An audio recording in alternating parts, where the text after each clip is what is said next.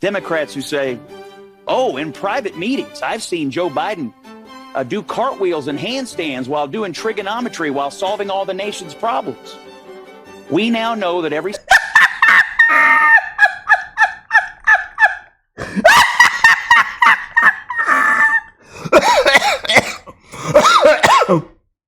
I'm sorry, y'all. I apologize. I'm so sorry. Single person who said that has been lying to the American people. One day Donald Trump couldn't hold a glass of water and we had like every medical person coming out of the woodwork. Should we have the 25th Amendment?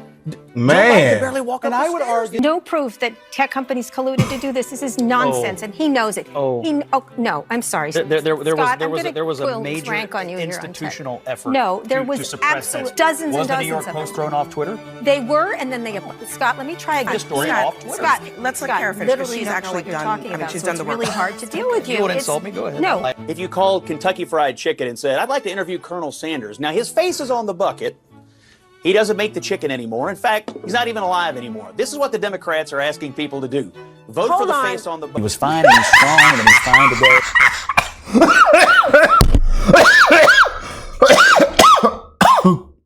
Oh, man. Woo. Y'all hit that like button for Scott, man. Y'all hit that like button for this true patriot right here. While CNN got any viewership left, it's because of this man right here. Y'all hit that like button for this fella right here, man. I thought CNN was going to get rid of him and fire him a long time ago. But he's still hanging in there, y'all. Shout out to them beautiful patriots around the world, my brothers and sisters.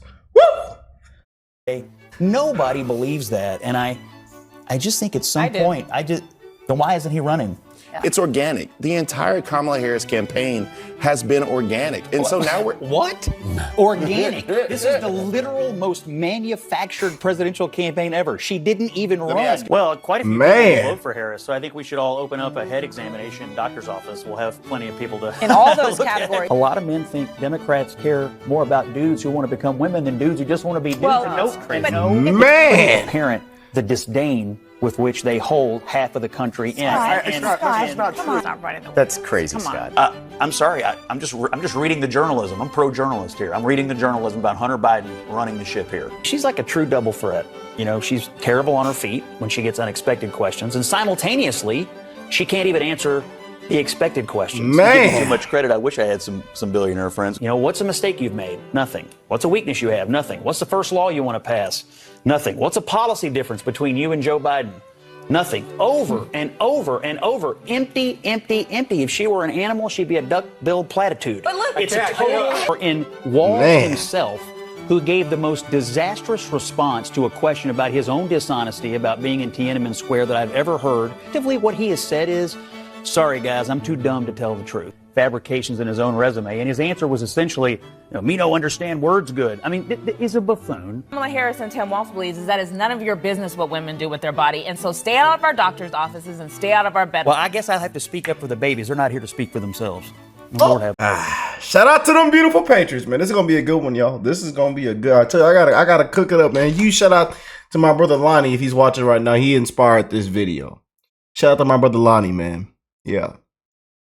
Shout out to them beautiful patriots around the world. I hope everybody is blessed, well, and healthy, man. Merry Christmas, Happy New Year's.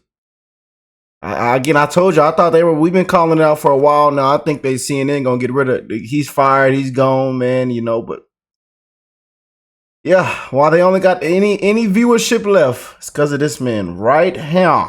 Right here. Yes, sir.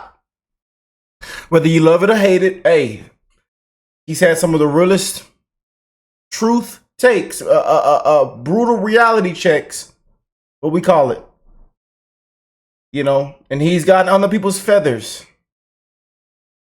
This man right here, man, calling out the truth, calling it for what it is, Yeah, check this out, though. Let's get into this, man. This is a mandate. He's won the national popular vote for the first time for a Republican, for the first time since 2004. This is a big deal. This isn't backing into the office. This is a mandate to do what you said you were going to do.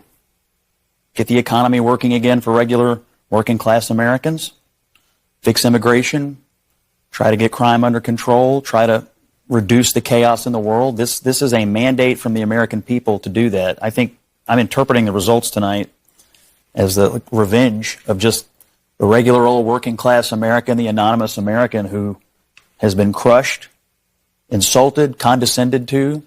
They're not garbage. They're not Nazis. They're just regular people who get up and go to work every day and are trying to make a better life for their kids, and they feel like they have been told to just shut up when they have complained about the things that are hurting them in their own lives. I also feel like this election, as we sit here and pour over this tonight, is something of an indictment of the political information complex. I mean, we've been sitting around here for the last couple of weeks, and the story that was portrayed was not true. I mean, we were told Puerto Rico was going to change the election. Liz Cheney, Nikki Haley voters, women lying to their husbands. Before that, it was Tim Walz and the camo hats. Night after night after night, we were told all these things and gimmicks were going to somehow push Harris over the line, and we were just ignoring the fundamentals. Inflation, people feeling like that they were barely able to tread water at best. That was the fundamentals of the election. And so I think that both parties should always look at the results of an election and figure out what went right and what went wrong. But I think for all of us who cover elections and talk about elections and do this on a day-to-day basis, we have to figure out how to understand, talk to, and listen to the half of the country that rose up tonight and said, we've had enough. If you're on the American left tonight, here's my chart. The good guys today, Daniel Penny. The bad guys, Luigi Mangione. It seems to me, how do you? Everybody what's on the the left, chart for victims? I'm just telling you what I see out in the world. I know. Today. I just want you to finish the chart. Which victim is good and make victim your own chart. is bad. What I'm telling you is that's not on the second page. People on the left can't Scott, seem to tell the difference between the good guys and the bad guys. I'm not asking you about people on the left. I'm asking you whether you consider this person. We had people praising Luigi. I want to know whether you think that, as Congressman Crane does. I mean, he should have never run for re-election. Mike is exactly right. When he got asked about regrets, the fact that he didn't say, I regret that 13 American service members lost their lives in Afghanistan, to me, that he can't muster the courage to say that now is a disgrace. Yep. Beyond that, he's leaving office in disgrace. I mean, you got less than 20% of the American people now that think the country's on the right track. That's a lower number than it even was on Election Day. And what's happened since Election Day? He pardoned his son, Hunter. He commuted the sentences of a bunch of evil killer thugs on federal death row. Not all of them, just the ones that he wanted to. Didn't even make a principled stand on that. And then he went on vacation, which is where he is right now. Right now. This is a failed... As I'm recording this video, he's on vacation again right now. Who is running the country? A disgrace, man. A disgrace. Disgraced president. And he has never, ever owned up to what happened in Afghanistan and the role that played in destroying those families' lives and destroying his own presidency. So I think Donald Trump needs to say, I'm sorry that 1 million people died in COVID while I was telling people to shine light in their bodies and take disinfectant. That's false. No, that's exactly what he said. He said you should shine light in your own body. Again, right? I'll go through this with you guys. And take disinfectant. All right, we can fact check. He needs to say he's sorry for that. He speculated about the effect of light on the virus and disinfectant. Right. While the doctors stood behind him. And you know what? People told us to stand 6 feet apart and wear masks, and that didn't exactly solve it. And I hear Democrats, criticizing the idea that we have unelected people with too much influence over the government. I invite them to pick up the Wall Street Journal from this week and find out that unelected people have been running the government for the last 4 years. I hear Democrats criticizing the influence of billionaires on our politics when you've got this Soros punk running around collecting Democrat politicians like my kids collect Pokemon cards. So I think all the criticism of Musk coming from the left is totally hypocritical, totally over the top, and he is doing something interesting, bringing some transparency to the federal government. It's not a terrible... Man, y'all, before we continue and get into this clip and it gets realer and realer and realer, man, this man deserves his own show. Hit that like button for your boy Scott, man. And for your boy Rick, man. We putting in some hard work putting this video together, man. And again, I want to send a huge shout out to my brother Lonnie that encouraged me to make this video, man. Because it's been one of a year. It has. This election. And this man played a big role in it. He really did. And probably why CNN has any viewership left. Just saying. You know, I know how y'all feel about CNN. Y'all know how we feel about CNN on the channel, man. The Clinton News Network. Unbelievable. The Communist News Network. God, do you think Biden... Shout out to them conservatives out there, man. Shout out to our conservatives, baby. ...was a key factor in Trump's victory? Of course. I mean, he's had an under 40% approval rating since August of 2021. The American people have been very unhappy with him. But on top of that, what I find particularly troubling is that all these Democrats who are now looking back on Biden and, he shouldn't have run, he shouldn't have done this. These are the same people who were all too happy to go on television every day and tell us that Joe Biden was sharp as a tack, everything was fine, he was up to everything. And we now know there's huge amount of evidence that he wasn't, that he really was diminished, that he really wasn't up to the job. And yet they were pushing that campaign forward anyway. They finally dumped him after the debate when they couldn't hide it anymore. To me, the reckoning here is, when did everybody know Joe Biden was diminished? Why did they lie for so long? And are we going to get a full accounting of that? So I don't think Democrats have anyone to blame here but themselves. Joe Biden's going to go down in history as a pretty terrible president, I believe. And on top of that, if you're a Democrat, you think about how he ran his campaign the first time. I'm running to restore the soul of the nation, to rid us of Trump and Trumpism. Today, Donald Trump is stronger than he's ever been, more popular, and his agenda is ascendant in our politics. It is a complete and total political failure. I mean, Van, that last part of what Scott just said is true. I mean, Trump did win and is more ascendant than he's ever been, even despite January 6th, despite all the stuff. Did you think I didn't hear it when Scott was saying it? Like, just wanted this. Yes. What do you want me to do? Can I leave? Republicans are kind of thankful for Biden and previously Barack Obama. I mean, it was Obama's presidency that gave us Trump the first time, and it's Joe Biden's presidency that made Donald Trump stronger than ever. So we just want to say thank you to Obama and to Biden. We just want to say thank you, guys. He wants to walk off set and leave. He's done. Yeah. Oh, yeah. Nothing new with these DMs. Yeah, go on, walk off set. Go on, storm off set. When that truth comes out, they don't ever want to hear the truth. They run away from the truth. They hide from the truth, man. They hate the truth.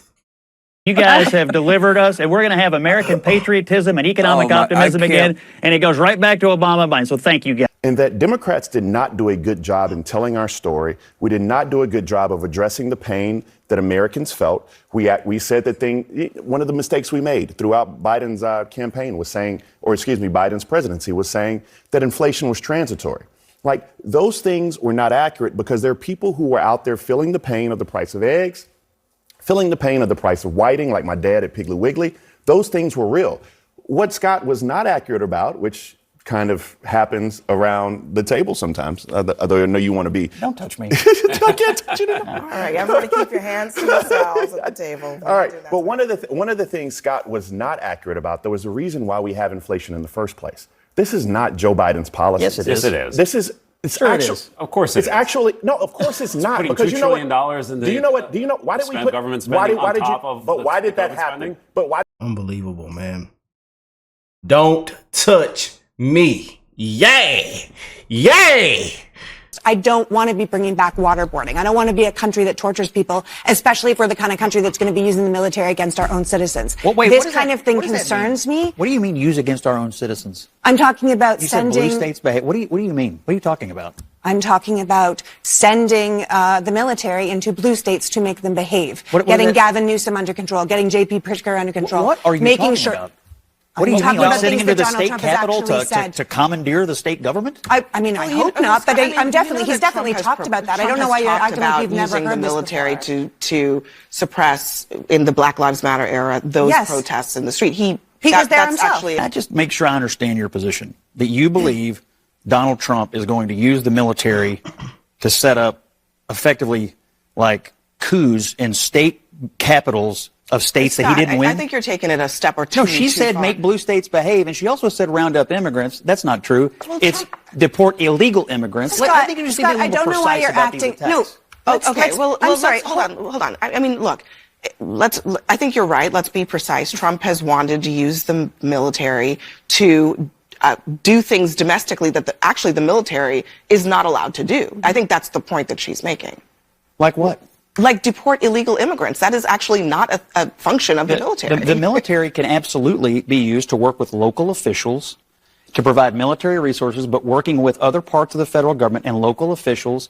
We already send the National Guard to the border. Not against the will of the local officials or the will of the state government. We have a federalist government here. The military is not supposed to take up arms against American citizens, period. They're not. You keep saying that. This is about illegal immigration. You all keep saying American citizens. Well, it's how about do we illegal know whether the people are illegal or not? Well, when we know after they're shot? We have 1.6 We know after they die? We have 1.6 million people in this country who've already received deportation orders from courts. They are here illegally. No, it's always back to illegal immigration with people who support Donald Trump. It's always back to illegal immigration. But that's not the only thing that we're talking about here. We're talking about the American people. We're talking about taking up arms against them with a military that's supposed to be protecting them. This is not right. You cannot say Donald Trump is sending the military to round up. That's what he said. That is what he is saying, Scott. That's not what I'm saying. Totally false. He said that. Totally false. That's what he said. Scott, Trump. We're in the fever swamps, Andy. I'm sorry. What is your dispute here? I'm not even really because they're understanding saying that he's sending the military to shoot or round up American citizens. We did not say. This is why people are done with CNN. You know, this is why I keep, you know, the propaganda, the fear mongering. I mean, this and it's one of the reasons why they lost too. Appreciate Scott for destroying this entire panel, man. He destroys it time and time after again. Just dismantles the entire panel. Shoot, I think people, the issue. You said he just said take up arms. Scott, why are you acting like Trump? Let me ask Elliot here. I mean, look, I did say take up arms because when you send the army in, that's what they're there for. Reality: 2 private citizens, a billionaire named Donald Trump, who's not yet president, and a near trillionaire named Elon Musk have more power than the Speaker of the House to set the agenda. And if they want to throw a fit on Twitter, it affects the entire government. And Trump hasn't even been sworn in yet. There are big fancy college words called oligarchy, plutocracy, that folks tonight might want to look up. It's called rule by rich folks. And that's what we're dealing with. A bunch of rich folks, 2 rich people threw a fit online and threw the government upside down. That is not good for America. Now, did the bill go from big to little? What happened is that the bipartisan deal that got struck by elected officials of our country were overthrown by 2 billionaires throwing a fit, and it's not even January. Scott, what's your take on that? Here we go. Well, if Van is concerned about unelected officials running the government, I would invite him to review the last 4 years of the Biden administration and maybe pick up the Wall Street Journal this week. We've apparently had a president that's so diminished that his staff has been hiding it from the American people and making key decisions on behalf of our government, despite never having been elected to anything at all. So if you're concerned about it tonight, maybe take a look over the last 4 years. Look, I think ultimately all's well that ends well. The government did not shut down. We're not in any kind of crisis over the holidays here. And when the Republicans get sworn in January and Trump comes to the office on January the 20th, they're going to have to come together as a team and decide, are we going to work together or not? That's ultimately how you get things done in a legislative body. This is where the Democrats had some things right. Jeffries had them unified, and that's good for them. Republicans need to look at that and say, if we don't stay unified, Trump's not going to get done what he wants to do on immigration or taxes or anything else. That, to me, is the big message here. Yeah. Let's jump straight to our panel. Scott Jennings, I don't want to go into a deep dive of Saved by the Bell with you. I have no doubt you have an encyclopedic knowledge of it. It just seems like something you would have an encyclopedic knowledge of. But I think the bigger picture here, because on the policy, this is a huge issue that has long existed in terms of a division between certain parts of the Republican Party. And then also on the coalition, the political coalition. The president-elect won the popular vote in large part because he was able to put together these 2 very key components of the coalition. How long-standing and potentially harmful do you think this fight could get? Let me just start with Kelly Kapowski, if you're listening. Oh, Hi. Number two, look, there's always been a push and pull on this in the Republican Party, and I think there's a way to work this out and solve it. I mean, I think what a lot of people would say is, and Elon Musk was making this point, if you take like the top 1% or the top 0.1% of the most talented engineering people from other countries, That's perfectly fine. H-1B visas for that, they're unique. They have unique talent, unique innovative skills, fine. If you're using the H-1B program to abuse it, to recruit, interns, accountants, other people that easily could be recruited from the United States of America, all because you just want to do it cheaper, that's not fine. So I think what a lot of people in the party want to do is eliminate the fraud in this H-1B program, retain the top engineering talent, and there's a way to do this. What Ramaswamy did yesterday was not a great communications exercise, and it did anger a lot of people in the president's coalition, and I think rightfully so. Guys, I appreciate A, you pulling that off. B, you putting up with Scott's Kelly Kapowski commentary. Tiffany, if Tiffany's watching honestly, the lead, if she's watching the lead forever. I appreciate you guys very much. See you in the new year. Thank you.